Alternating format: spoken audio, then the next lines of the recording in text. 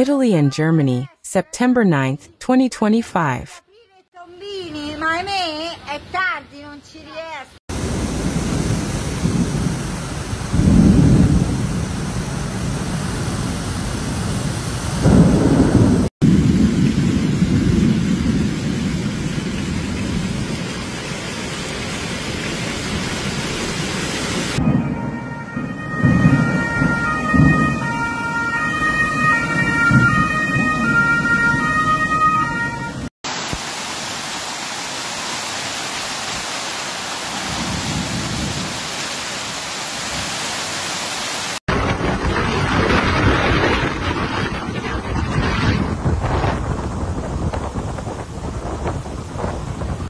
In Italy, Portoferraio Livorno, for the third time in a year, flooded. And we're only in the first half of September, with an entire autumn ahead of us. Portoferraio's cry of pain is that of its residents. A new, violent, self-regenerating storm has caused another devastating flood. Entire neighborhoods have been submerged, homes and businesses flooded, and people have been rescued from trapped cars. The streets became rivers. Especially via Cementiera, the 4-lane road that leads in and out of Portoferraio, between the Skingetta neighborhood and the Carburo area. Here, everything was underwater. The road was literally a river.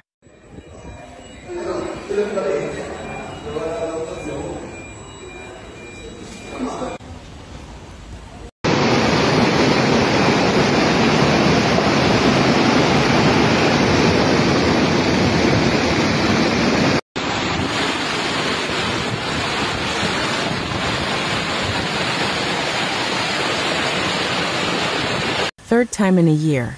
The first in February, with a storm that caused damage across Elba. The second in August.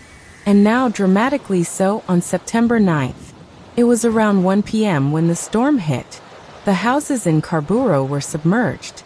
Residents had time to escape onto the rooftops, but the street became a raging river. Several motorists were caught in the water and became trapped in their cars, which were now swamped by mud and rendered unusable. Meanwhile, the water was also causing problems in the Darsena Medicea, with several shops submerged. Furnishings, merchandise on display, and parquet floors were damaged. The damage was serious.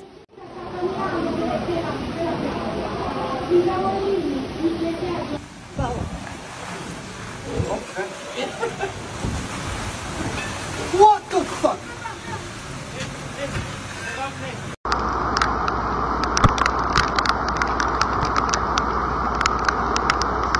Numerous rescuers and firefighters responded. On Via Val di Denari, volunteers from the Misericordia di Porto Azzurro rescued 2 people who were trapped inside a car surrounded by water. Flooding was also reported in numerous businesses, restaurants, and some garages and basements. The intense storm system has moved southeast, leaving Elba for now and touching the coast of Grosseto. However, further rainfall, even heavy, could hit the island late this evening and into the night.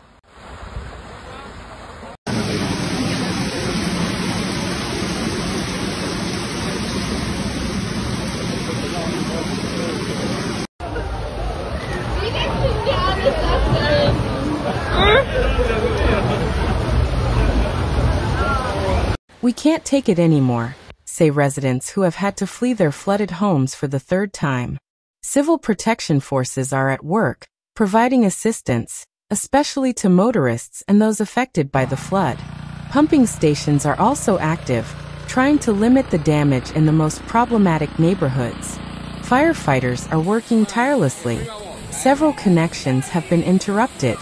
Damage and flooding have also occurred in the Ponticello area, in the immediate vicinity of the historic center. Here too, bars, pizzerias, and shops have been submerged, causing significant damage. The island, which is nearing the end of the 2025 summer season, finds itself on its knees for the third time.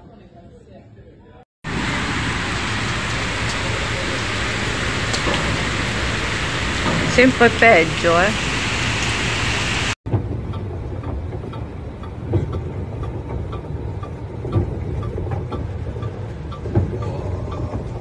Meanwhile in Germany, Severe storms with heavy rain have triggered numerous police and fire service deployments, especially in North Rhine-Westphalia. The Weather Service has now lifted the severe weather warnings. The heavy rain also caused problems on the roads. A motorway tunnel on the A46 in Dusseldorf flooded. In Saarland, there were 25 calls due to flooded basements, a spokesperson said. On several highways such as the A6 near Neunkirchen, there were accidents caused by aquaplaning, but fortunately, these resulted in only minor body damage. The Situation Center in Rhineland-Palatinate reported no significant incidents or operations so far this morning. According to police, basements and apartments flooded, and entire streets were inundated. Meanwhile, the German Weather Service has lifted all its severe weather warnings, but heavy rain is still expected in the west of the country. C'è la piazza completamente allagata, completamente allagata. La gelateria si sta allagando.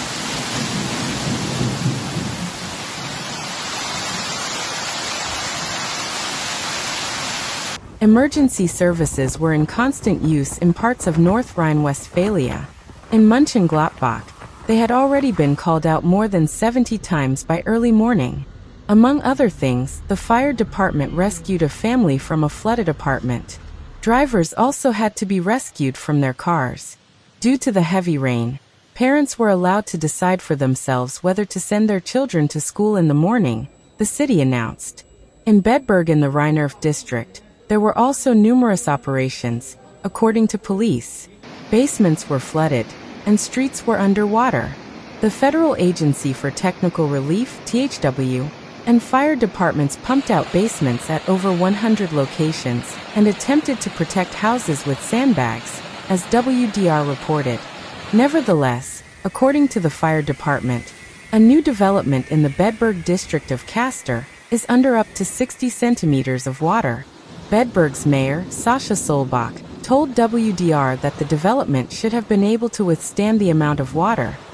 This entire new housing development is actually designed for climate resilience. Care was taken to ensure that the Sponge City principle is adhered to. There are therefore numerous retention areas and, among other things, a dedicated stormwater retention basin.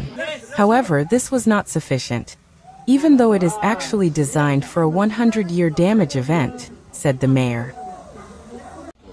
Eu